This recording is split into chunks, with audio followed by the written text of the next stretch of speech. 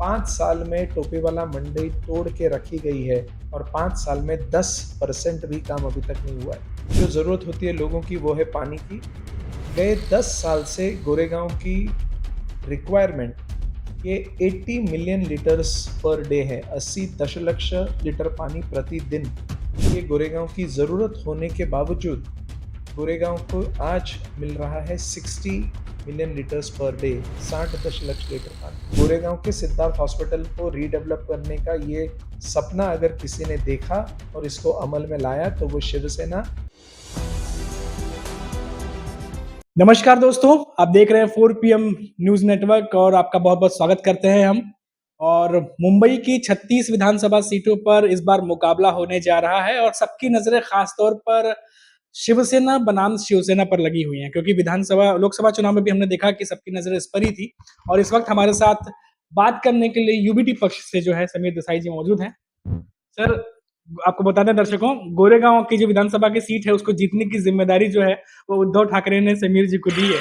Sir, तैयारियां कैसी चल रही हैं? बहुत बड़ी जिम्मेदारी है। नहीं, मैं समझता हूँ कि ये तैयारियां आज से नहीं है, ये तैयारियां 22 सालों से चल रही है।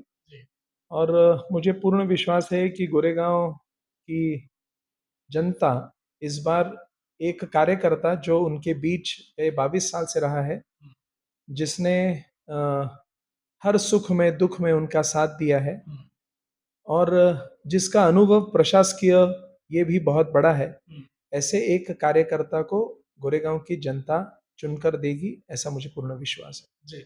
सर, इस बार मुकाबला कहा जा रहा है कि बहुत ज़्यादा मजबूत है, क्योंकि खासतौर से अगर बात करें सर तो गोरेगांव से लेके मगाठाणी ये पूरा एक एरिया पड़ता है। यहाँ पे हमने देखा कि कहा जाता है कि थोड़ा बीजेपी का हल्का दबदबा भी है, उनके थोड़े से ज़्यादा विधायक रहते हैं, सांसद भी उनके चुन के आते हैं। थोड़ा-सा मुकाबला सर यहाँ कड़ा हो जाता है आप लोगों के लिए फिर? देखिए, मैंने जैसे कहा जी। कि मैं अगर गोरेगांव की बात करूं जी।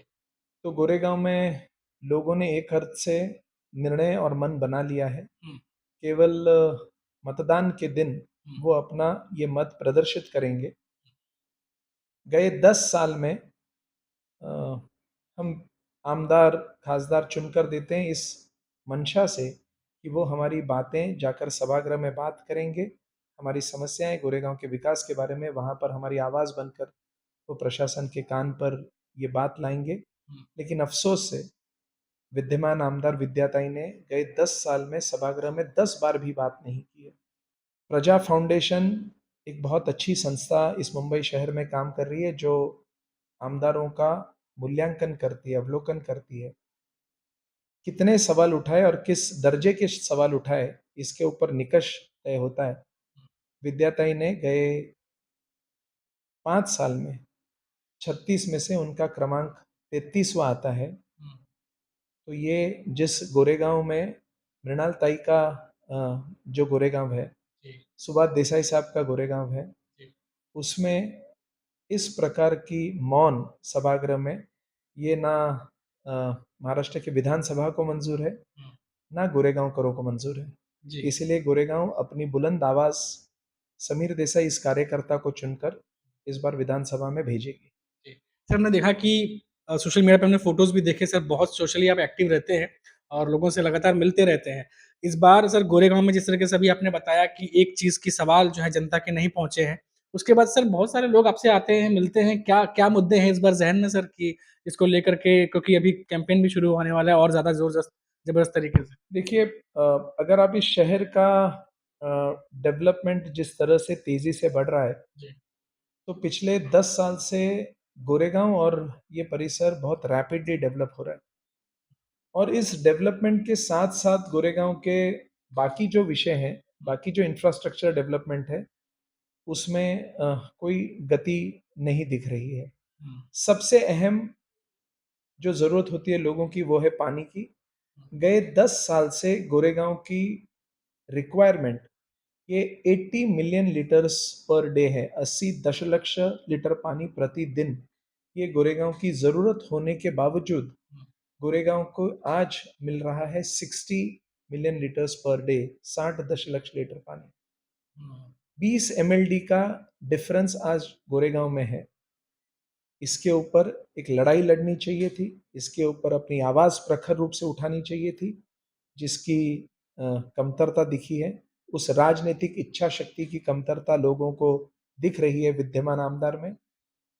गोरेगांव में एक म्युनिसिपल मंडई थी, जिसे पौने 5 साल पहले तोड़ दी गई। ये म्युनिसिपल मंडई सुसज्ज हो, बड़ी हो, लोगों को, वहाँ के गाला धारकों को उसमें बड़ी जगह मिले, वहाँ की गोरेगांव के लोगों को वहाँ शॉपिंग के लिए, दिनचर्या की चीज़ें खरीदने के लिए सहूलियत हो, और साथ में गोरेगांव में रहने वाले गोरेगांवकरों को एक अपना हक का नाट्यगृह हो।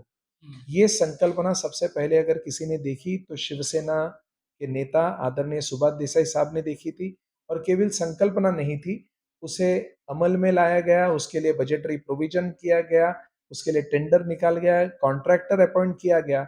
लेकिन बदकिस्मती से गए 5 साल से विद्यमान आमदार ने केवल वो काम पूरा करवाना था, जो काम की तरतूद, जो काम सारा कुछ मंजूर करके देसाई साहब ने लाया था, वो काम खाली पूरा करवाना था। 5 साल में टोपीवाला मंडी तोड़ के रखी गई है, और 5 साल में 10% भी काम अभी तक नहीं हुआ है। वैसे ही सिद्धार्थ हॉस्पिटल सुसज्ज हो, वहाँ आधुनिक मेडिकल इक्विपमेंट्स आए, अच्छे मेजर डॉक्टर्स वहाँ पर आए, अच्छे डिपार्टमेंट्स खुले, लोगों को और सीरियस बीमारी हो उसके लिए उनको केईएम, नायर, कूपर जाने की ज़रूरत ना पड़े। इसके लिए गोरेगांव के सिद्धार्थ हॉस्पिटल को रीडेवलप करने का ये सपना अगर किसी ने देखा और इसको अमल में लाया, तो वो शिवसेना और हमारे नेता सुभाष देसाई साहब की संकल्पना थी। उसके लिए स्टैंडिंग कमेटी में प्रोविजन हुआ, बजटरी प्रोविजन हुआ, स्टैंडिंग कमेटी में उसका प्रस्ताव को मंजूर किया गया। सब होने के बाद सिद्धार्थ हॉस्पिटल तोड़ा गया। 4.5 साल में सिद्धार्थ हॉस्पिटल आज 25% भी डेवलप नहीं हुआ है।